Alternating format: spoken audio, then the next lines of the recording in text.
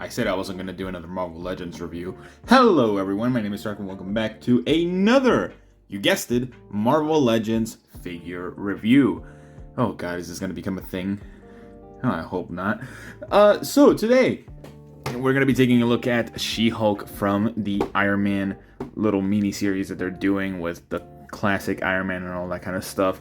I found her at Target, and I wanted to get her. So I was like, you know what? Let me do a review. Might as well get that viewership in. Let me know if you guys are interested. I got this for $17. She was on sale for some reason, so I was like, hell yeah, I'll take her and open her up and see how she looks.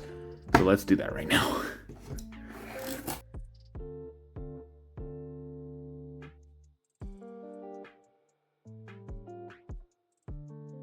Alright, so here we have She-Hulk, and surprisingly, her tall glory, because holy hell is she tall. Just as a little comparison, here I have Captain Marvel, the only other Marvel Legends figure I've reviewed on this channel, and she towers over her. That is insane. And it makes sense. It's She-Hulk. She should be towering over a bunch of different characters. Just another little tidbit. Here's Vegeta. Vegeta always looking small compared to the powerful woman of the universe. So yeah, I really like how she looks. I like the classic design of She-Hulk. I think it's better than some of the modern designs nowadays. So yeah, this figure looks pretty good. The hair is very well done in kind of, for a figure that's only $25, I think is very well done, kind of comic book looking. It's just kind of weird a little bit that the hair looks like this, but then everything else is just like a matte plastic finish, and then the glossy section of there's a lot of inconsistencies, to say the least. Oh, I didn't know she had that. So there's the glossy finish over here on the abs, but then there's like the satin finish on the actual upper chest. And then there's like the paint that doesn't really match for the actual this section. I forgot what it's called. God damn it, anatomy class. It's not saving me today. But honestly, she looks fine, especially from afar. Like from afar, you won't really notice those little intricate mistakes. Something that I have noticed, the actual plastic for it's very noticeable in camera. Holy hell. The actual plastic for the joints, while not as noticeable in person, it's very noticeable through my camera. Holy hell, I did not think it was going to be that noticeable. Wow, that is neon green.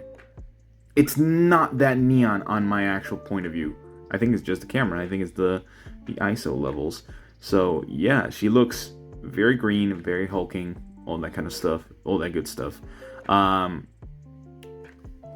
But she has a well sculpted butt, very good.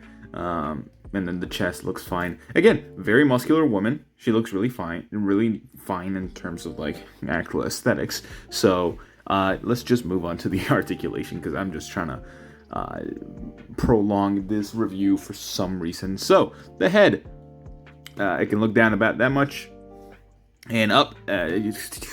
Call Jesus because it's non-existent. I'm sorry, that's not a real joke, but yeah, I believe in Jesus to some extent. I'm just gonna cut this. All right, articulation. Articulation. She can look forward down this much, and upwards is almost non-existent. As much as my hope and what am I doing? All right. Articulation. Last time I'm doing this. Is it? No, maybe. Articulation. Down this far, up almost non-existent. Like literally non-existent. So forget about looking up with this She-Hulk. It's a big solid chunk of plastic right here blocking her from that. So no looking up. Side to side, almost non-existent, and you can barely do that. It's a little bit there, but it's all right. Arms, she can T-pose very well. The hair does kind of block her, but she can T-pose. She does have a bicep swivel, which is always nice. a double jointed elbow, which doesn't look the greatest, but it's fine, and a forearm swivel. No, not there. And a hinge for a hand, of course. Hinge disc. So yeah, she does have a giant ball peg for the actual neck, but again, not movable at all because of that massive amount of hair that she carries. Waist or ab crunch, it's non-existent because this is the previous female bodies that they for some reason still use. Going backwards a little bit, very limited. Splits, very well done in my opinion. She can kick forward about this much, very limited, 90 degrees at most. You could probably get a little bit more, but if you push it, maybe if you shave down some sections right here and there, it's up to you. Kicking back, non-existent because the sculpted butt is blocking her from doing that. So she has too much of an ass to actually move her legs backwards, unfortunately. She does have a thigh swivel. It is weirdly sculpted and cut out because it's like not grabbing. It should have been more in the middle in my opinion, but whatever. Double jointed knee looks kind of ugly in camera. You can really see that neon green. It's really bringing it out. It's popping out the colors a lot more for sure. She has a boot swivel, which I was surprised about. Most of the time they don't do this. So it's the same. It's the same actual cut, but it's the same like sculpted foot, by the way. It's just it was actually cut out to give that boot swivel. But yeah, hinge for the foot, and that's it. Hinge disc. So articulation, pretty limited. Very limited. So yeah, even for a $25 figure, the articulation is almost non-existent with this figure, which kind of sucks because it is She-Hulk. So yeah. Accessories. She comes with two extra pair of hands, an extra pair of hands, and a broken gun that you can use to just kind of look cool. And it's actually very well sculpted. I don't know if it's a gun that they've used in the past because I don't collect Marvel Legends like that. So I wouldn't know if this was used previously and they're just reusing it. But knowing them, knowing Hasbro, they probably have. Fists, we have fists. Awesome. That's all that matters in my opinion. So yeah, final thoughts. This figure is very limited. Articulation is almost not there at all. The colors, very prominent on the actual screen that you're seeing it from. But again, it's not that noticeable, at least in my opinion, in person. The colors are really being popped up by the camera, and that's like my best settings to actually get a clear image for this.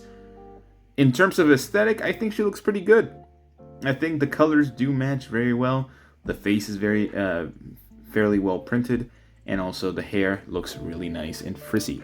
I like that. It looks nice. I love it. And besides that, she's just She-Hulk.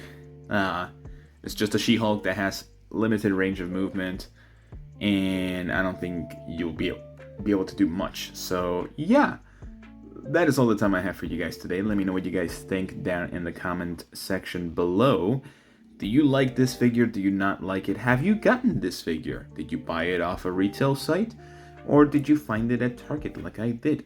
I was actually surprised. I was going to get her either way, no matter the limitations of the movement. So yeah, a little bit disappointed, but I think for $17, I'll give her a 7. Actually, no, let's bring that down to a 6 because she does have very limited range of movement, especially for Hasbro. They can do better. They've shown they've done better. So let's not hold them back to those. Let's not hold back anymore. So yeah. I will see you all in the next one. Bye-bye.